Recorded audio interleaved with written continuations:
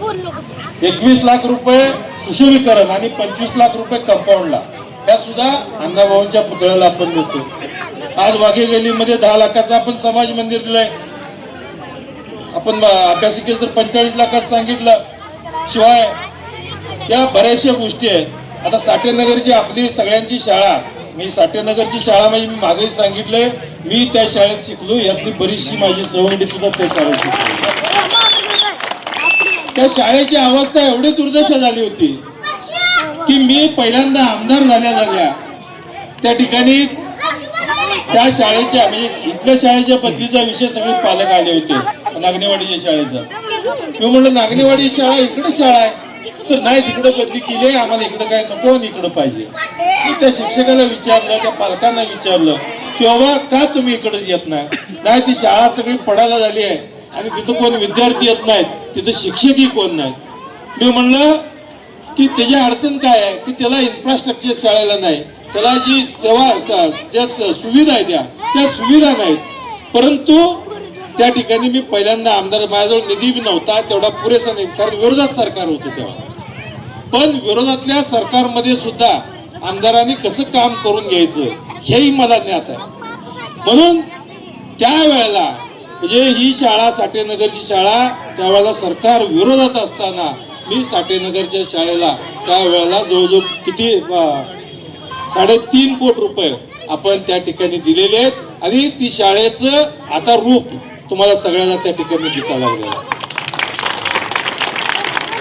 खरं म्हणजे सगळ्यात मोठा आनंद त्या शाळेचा मी प्रत्येक माझ्या भाषणात सांगतो. शाळेचं नाव निघाल्यानंतर की आम्हाला बाई होते भंडारी बाई, आज आले नसतील का? नाही नाही नाही.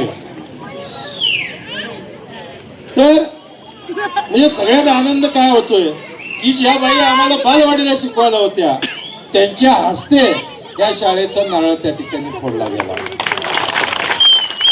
म्हणजे जीवनात येऊन असा आनंद कधी मिळणार आहे की आपण ज्या शाळेत शिकलो, ज्या बाईने आम्हाला शिकवलं त्या शाळेचा नारळ सुद्धा आपल्या माध्यमातून त्या ठिकाणी आपण फोडला जातोय आणि ती शाळा आज उभारली गेलेली आहे.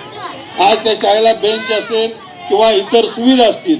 आज लहान लहान आम्ही त्या शाळेत शिकलोय आणि या गावातली चांगली अद्यावत शाळा ही साठेनगरची आपल्याला करायची आहे. आणि आपल्याला हे करत हे नुसतं तोंडाच्या बाता नाहीत, आपण ते पहिल्यांदा करून दाखवलं. आणि हे करत असताना मी आज त्या ठिकाणी समोरच्या लोकांना विचारतो की यांना शाळा बांधायची झाली तर करणार आहे कुठून, पैसे आणणार आहेत कुठून? आणि नगरपालिका फंड जर म्हणलं आपण नगरपालिका किती आहे मेंबर फंड, नफा फंड हे नफा फंड आपल्याला वसूल किती होते ना?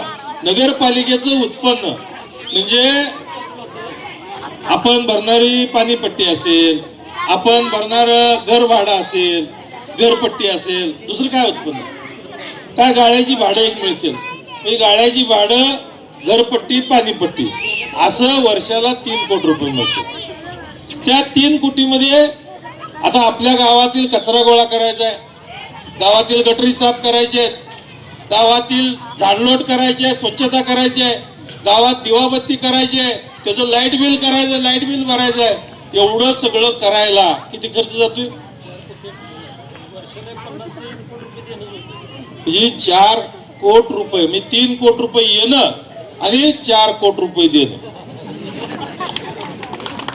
अशी अवस्था नगरपालिकेची.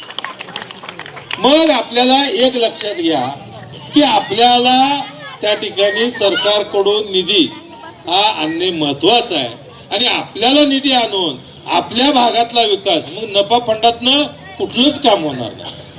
आपल्याला निधी वरून शासनाचा निधी आणून, केंद्र शासन राज्य शासन यांचा निधी आणूनच आपल्याला या शहराचा विकास करावा लागेल.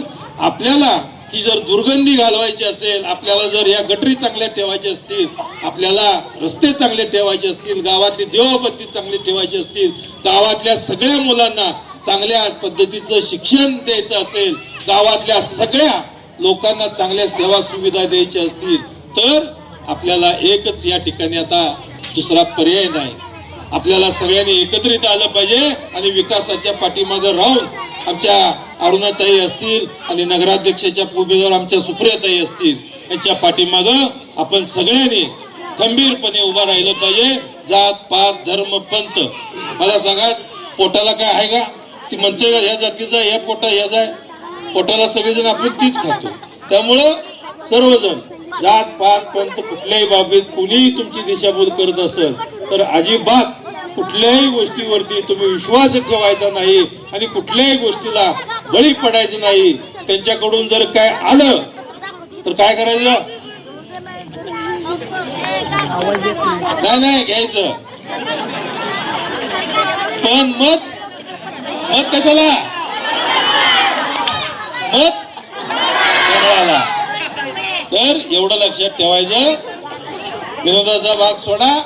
आपल्याला या ठिकाणी आपला विकास, गावाचा विकास, आपल्या सगळ्या साठेनगर असेल त्या सगळ्यांचा विकास या ठिकाणी आपल्याला करायचा आहे. आणि मला वाटतं नगरपालिकेचा आणि साठेनगरचा हा बराचसा संबंध आहे. प्रत्येक घरोघरी संबंध आहे. एखादं घर सोडलं तर भगवान आपल्या प्रत्येक घरातला संबंध आहे. कोण कामाच्या निमित्तानं असेल, कुठल्याही निमित्तानं त्या ठिकाणी संबंध आहे. आणि आपल्याला या सगळ्या सेवा सुविधा आपल्याला जर करायच्या असतील तर आपण एकत्रित येऊन सगळ्यांनी या निमित्तानं या निमित्तानं करायचं आहे की एकत्रित येऊन येणाऱ्या 20 तारखेला आपलं चिन्ह आहे कमळ. त्या दोन चिन्ह आपल्या 2 बटन दाबायचे आहेत. दोन्ही बटनासमोरील बटन दाबून भरघोस मताने त्या ठिकाणी कमळाच्या पुढे बटन दाबून आमच्या अरुणाताई आणि सुप्रियाताईंना, सोमनाथ तर आता बिनविरोध झालेले ते, तर दोन्ही त्या ठिकाणी. कारण त्या 3 नंबर प्रभागानं विजयाची सलामी पहिली बिनविरोधाहून आपल्याला दिलेली आहे. त्यामुळं मी आज सगळ्यांना तुम्हाला नम्र विनंती करतो की सर्वाधिक जास्त मतं ही आपल्या प्रभाग क्रमांक 3 मधून सुप्रियाताई आणि आपल्या अरुणाताईंना पडले पाहिजेत. एवढं सगळ्यांना नम्र आवाहन करतो आणि या ठिकाणी थांबतो. जय हिंद, जय महाराष्ट्र.